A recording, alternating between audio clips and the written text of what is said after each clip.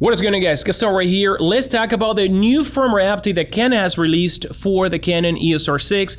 And this one is firmware 1.4.0, which actually adds new features to the camera. It also improves, a lot of the functionality of the camera, bug fixes, and it has supports for some new lenses.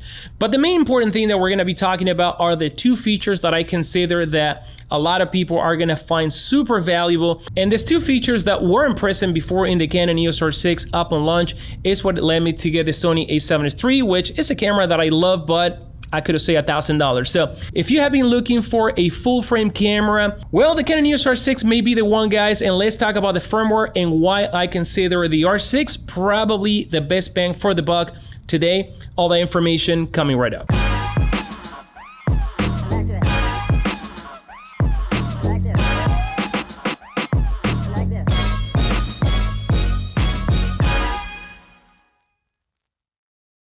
Now, the first one is going to be the addition of Canon Log 3, and this one is a huge one for obvious reasons.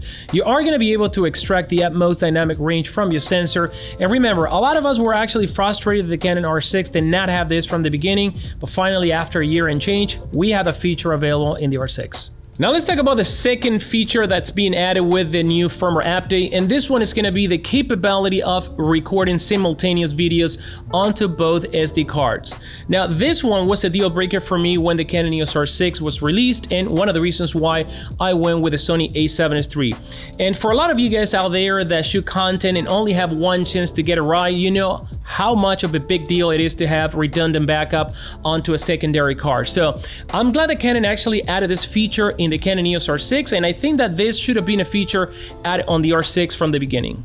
The next following improvement has to do with lenses, more specifically with improved operational stability of the RF 400mm f2.8 and the RF 600mm f4. And the next improvement has to do with a very annoying issue that not only happened to the R6 but also to the Canon R5. I experienced it myself, and it had to do with the IBIS taking some time to kick in. This one was very frustrating because what happened is, whether you're shooting video or photos, up on shutter release or start your movie record, the IBIS will take some time to engage.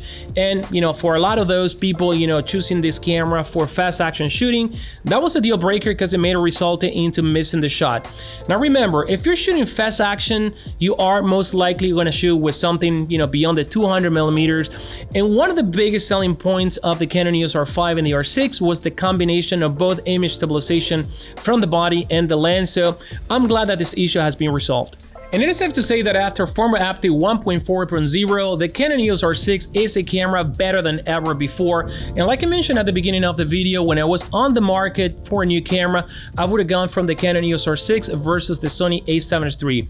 Now I want to take a moment to address this frequently asked question: which camera should I get as my first full frame camera? And yes, a lot of people are migrating from APS-C sensors or even other camera manufacturers or older system. And usually the cameras that come, in the conversation are the R6, the R5, the Sony A7Siii, the A7Siii, or the A7 III. Well, I'm going to take this opportunity because we've been talking about the R6 and the Sony A7Siii, which one I will pick. And like I mentioned before, one of the reasons why I did not go with the R6 when it was released. Now, if I have to choose a camera today, I would actually go with the Canon R6 for the following reasons. First of all, this camera cost me $2,500 versus the Sony A7Siii that is going to run you at around $3,500. And if you're new to the RF system, you're going to need to buy a lens, and one of the lenses that I could recommend is the 24-105 f4. It features an incredible image, and it's going to run you at around $1,000. Now also Canon, a lot of the times they have the combo of the R6 and the 24-105, and you can even save even more money, whereas Sony, you would have to actually buy the lens, and it costs about the same, but at that time you're going to be at $4,500. Now the second reason is that the Canon R6, in my opinion, is a better hybrid shooting camera because it can actually be taken seriously for photography as well as for videos. Now the Sony A7Siii, even though it's a hybrid shooting camera, because remember, it's a camera that is based on the still bodies, the dials are located in the same places where a Sony A7 III would have it. And yes, it happens to have better videos, option, but we're talking about, a still body, to be honest with you.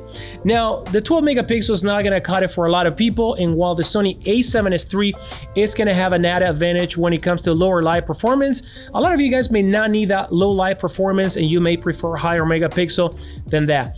So in In my opinion, you know, I shoot mainly portraits and product photography, so I would take a camera with slightly higher megapixel resolution and sharper image than a camera that has, you know, lower megapixel and a little bit better low light performance. And I have done a video comparing the Sony A7Siii versus, you know, other Sony cameras with higher megapixel resolution, and to be honest with you, the image quality, the picture still quality from the Sony A7Siii is really soft no matter what type of lens do you put in there. Now with the 20 megapixel and the 12 megapixel, there is an 8 megapixel difference, and a lot of you guys may be like, 8 megapixel is not a big deal, but when you're talking about 12 and 20, I think the difference is actually huge, and you know, I go for 20 megapixels all day long. Now Log 3 is being added to the system, so you are going to be able to also squeeze, you know, great dynamic range from the Canon R6, and the Sony A7Siii has S-Log 3, which is also great, and I know that some people may prefer one over the other, but I think that debate is kind of a little bit more narrow right now with Log 3. And as the Sony A7Siii, the Canon R6 right now can record in dual SD card slots, so I think the difference has been narrow, and in many cases the advantages are very clear for the Canon R6. So if you own a Canon R6 and you have installed the firmware update, let me know how it's performing, guys, and I would like to know what you think. So until then, I'll see you in the next video.